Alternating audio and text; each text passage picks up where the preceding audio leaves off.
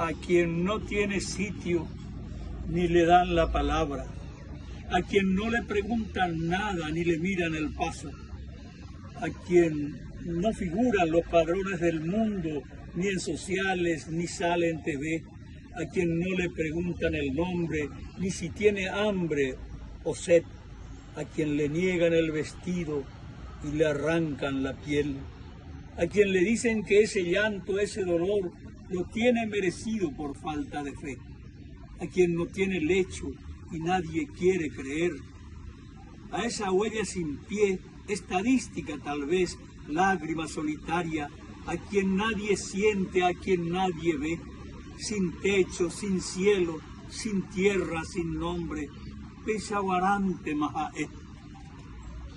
a quien ni cabe en el cementerio por falta de carnet,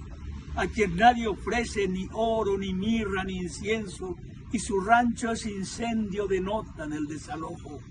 a quien es pura pena y en su pena sonríe, a quien nadie ama ni nadie amará, ni yo, ni aquel, ni usted, podría por esta vez desearle feliz Navidad.